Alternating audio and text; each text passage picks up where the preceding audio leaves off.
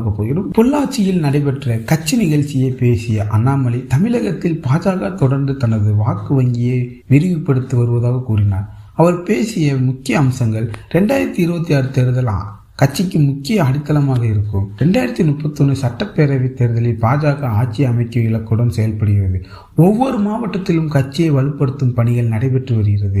இளைஞர்கள் மற்றும் பெண்கள் மத்தியில் பாஜகவுக்கு ஒரு ஆதரவு அதிகரித்து வருகிறது. அண்ணாமலை நேரடியாக 2031 குறிப்பிட்டு பலரது கவனத்தை ஈர்த்துள்ளது. அரசியல் ஆய்வாளர்கள் கூறுவதாவது, கட்சி அமைப்பை வலுப்படுத்த நீண்டகால திட்டம், அனைத்து தொகுதிகளிலும் நிரந்தர அமைப்பை உருவாக்கும் முயற்சி, புதிய தலைமுறையை ஈர்க்கும் அரசியல் உத்தி. பொள்ளாச்சி மற்றும் கொங்கு மண்டலம் தமிழக அரசியலில் முக்கிய பங்கு வகிக்கிறது. இந்த பகுதியில் தொழில் வளர்ச்சி, விவசாயம், இளைஞர்கள், நகர்ப்புற வாக்காளர்கள் என பல தரப்பினரையும் சந்தித்து கட்சியை வலுப்படுத்துவது முயற்சியில் பாஜக இருப்பதாக கூறப்படுகிறது. அண்ணாமலையின் இந்த பேச்சுக்கு எதிர்க்கட்சிகள் விமர்சனம் செய்து தெரிவித்துள்ளன. அவர்கள் கருத்து, தமிழக அரசியலின் தற்போது நிலையை வைத்து இது போன்ற அறிவிப்புகள் நடைமுறைக்கு சாத்தியமா?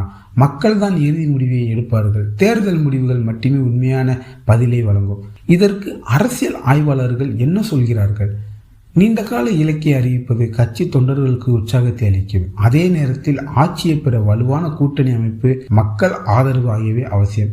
வரும் தேர்தல்கள் இந்த இலக்கை நோக்கி கட்சி எவ்வாறு நகர்கிறது என்பதை தீர்மானிக்கும். பாஜக அரசியல் பிரச்சாரத்தை தீவிரப்படுத்தும் வாய்ப்பு. மற்ற கட்சிகளும் தங்களது தேர்தல் திட்டங்களை வேகப்படுத்தலாம். 2026 தேர்தலை முன்னிட்டு அரசியல் சூழல் மேலும் சூடுபிடிக்கலாம். சமூக வலைத்தளங்களில் இந்த பேச்சு குறித்து கலவையான கருத்துக்கள் வெளியாகி வருகின்றன. சிலர் இது தன்னம்பிக்கையான அறிவிப்புகள் என பாராட்டினர். மற்றவர்கள் தேர்தல் முடிவுகளே அனைத்திற்கும் பதில் என்று கூறுகின்றனர். பொள்ளாச்சியில் அண்ணாமலை பேசிய 2031 தமிழகத்தில் ஆட்சியை பிடிப்போம் என்ற கருத்து தமிழக அரசியலில் புதிய விவாதத்தை உருவாக்கியுள்ளது. இந்த இலக்கு நடைமுறைக்கு வருமா இல்லை என்பதை காலமும் மக்களின் தீர்ப்பு தான் முடிவு செய்யும்.